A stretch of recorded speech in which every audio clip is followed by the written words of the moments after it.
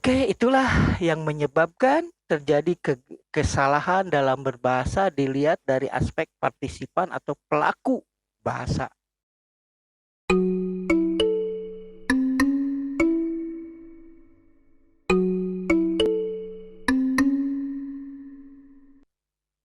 Nah, selanjutnya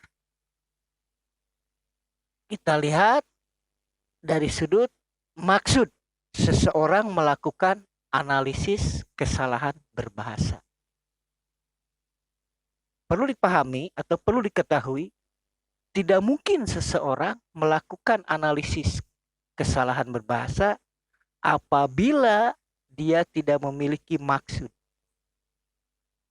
Jadi maksud dalam konteks ini kita batasi sebagai penyebab, alasan, atau latar belakang.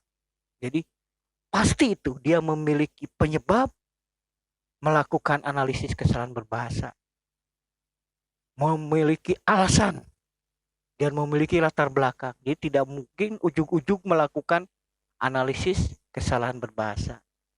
Nah, di sini minimal ada 3 maksud yang dapat dipilih atau yang dapat dijadikan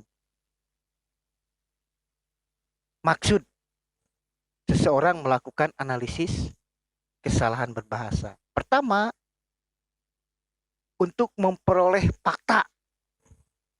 Kedua, bisa untuk menentukan harapan, memperoleh harapan.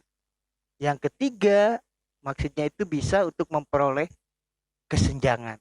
Nah, gitu. Jadi, penyebab seseorang atau individu melakukan analisis terhadap kesalahan berbahasa itu dilatar belakangi oleh adanya keinginan untuk memperoleh fakta. Ya, misalkan suatu ketika Anda ditugaskan oleh seseorang atau Anda ingin meneliti perilaku bahasa di suatu masyarakat, maka tentukanlah maksud Anda apa. Oke, aku ingin memperoleh fakta-fakta kesalahan dalam berbahasa di masyarakat pedesaan dalam menggunakan tindak tutur bahasa dengan tema tertentu. Maka nanti Anda akan mengumpulkan data-data bahasa tadi, kemudian menyocokkan, menyesuaikan pada standar. Berarti nanti diperolehlah fakta-fakta, bukti-bukti kesalahan berbahasa. Nah, maka itu maksud Anda melakukan analisis untuk memperoleh fakta, data, atau bukti kesalahan. Kedua, harapan.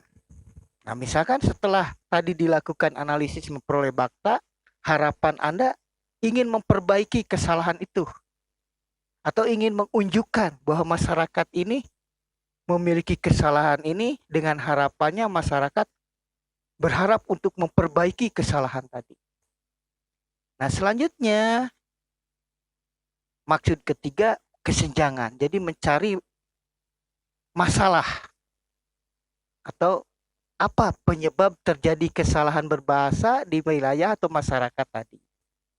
Nah, itu jadi ada 3, menemukan fakta, memperoleh harapan, atau memperoleh gambaran tentang kesenjangan dalam kesalahan, penyebab kesalahan bahasa tadi. Selanjutnya tujuan. Pasti ada tujuan. Tidak mungkin Anda melakukan analisis kesalahan berbahasa jika tidak memiliki tujuan. Tujuan itu berkaitan dengan batas akhir, berkaitan dengan target atau capaian. Nah, itu jadi mohon disadari, selain maksud, harus juga ditetapkan tujuannya. Apa batas akhir, apa target capaian setelah melakukan analisis. Nah, di sini dirumuskan minimal ada 5 tujuan yang dapat dijadikan dasar atau pertimbangan seseorang melakukan analisis kesalahan berbahasa. Pertama, tujuannya itu untuk mendapatkan pemahaman. Kedua, untuk mengubah keyakinan. Ketiga, untuk memberikan informasi. Keempat, untuk memahami prosedur. Dan yang kelima, untuk menghibur. Nah, itulah tujuan-tujuan seseorang melakukan analisis kesalahan berbahasa. Jadi saya ulang, tujuan pertama itu untuk memperoleh atau mendapatkan pemahaman. Jadi target akhirnya itu akan diperoleh pemahaman perihal kesalahan berbahasa tadi. Kedua, untuk mengubah keyakinan. Gitu. Sehingga dengan data kesalahan berbahasa yang kita peroleh tadi, kita memiliki keyakinan, oh yakin nih, bahwa kesalahan bahasa masyarakat ini masih kita dapat perbaiki sehingga menjadi lebih baik. Nah, gitu, jadi memperoleh keyakinan.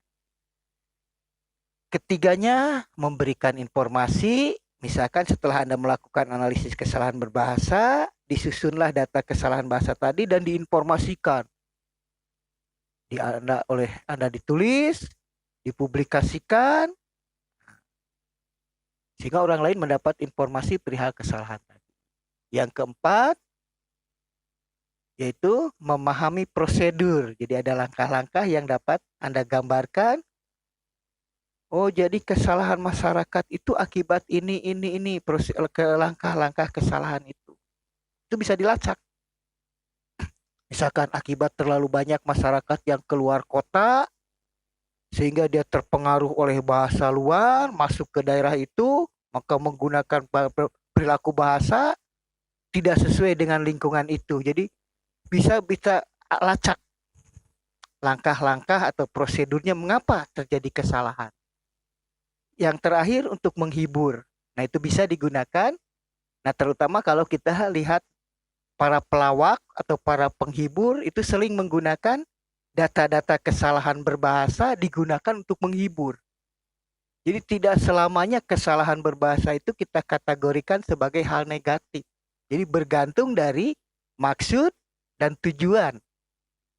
Nah, jadi dapat dimanfaatkan kesalahan itu menjadi hiburan, dengan hiburan maka itu menjadi bermanfaat gitu. Jadi kesalahannya tidak diperbaiki tapi malah dijadikan entertain sebagai sumber kehidupan. Nah, itu para pelawak, stand up comedian atau para komedian itu kan memanfaatkan kesalahan-kesalahan dalam berbahasa, dia gunakan sebagai hiburan.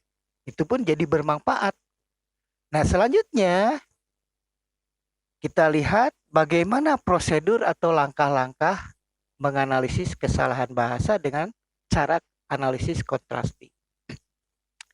Nah, perlu dipahami, analisis kontrastif dalam konteks ini kita pandang sebagai teknik cara untuk menentukan kesalahan berbahasa dengan melakukan perbandingan antara data bahasa dengan standar baku berbahasa.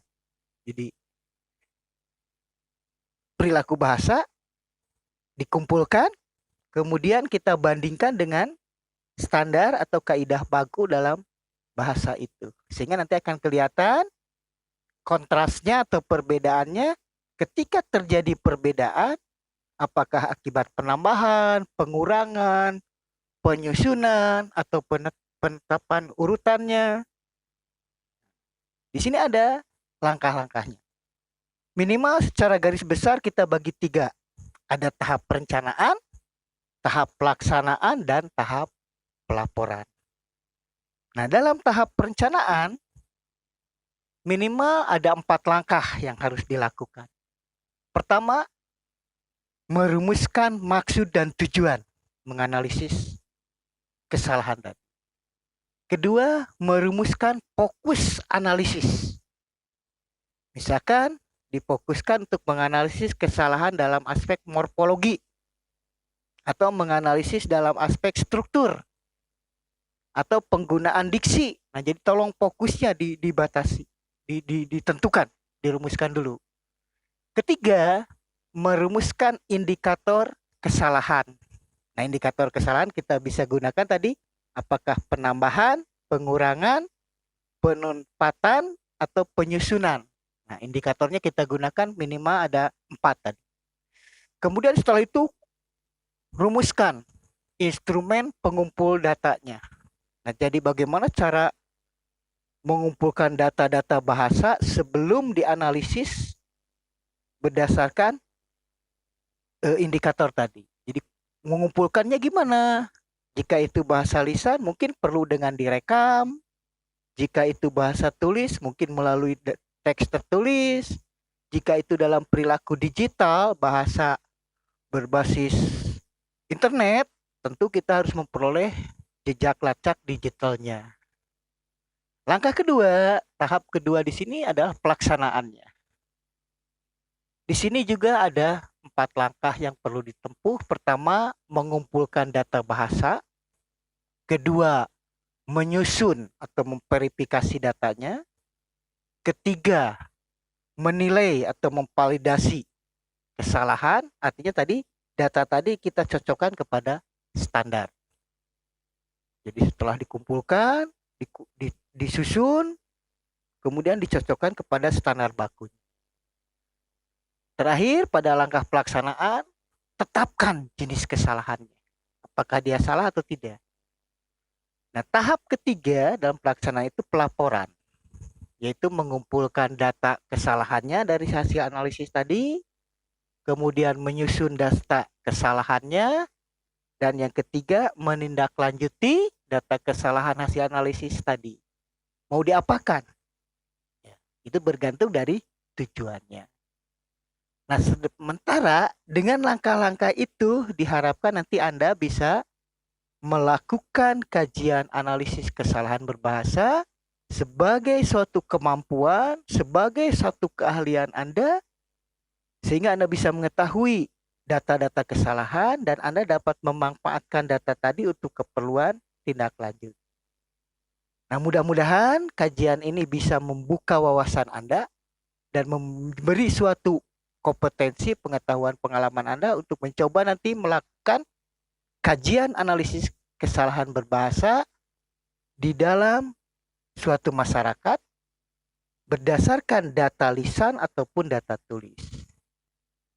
Oke, semoga sajian ini bermanfaat dan memberi semangat bagi Anda untuk melakukan langkah-langkah seperti disajikan dalam topik ini. Akhir kata, wassalamualaikum warahmatullahi wabarakatuh.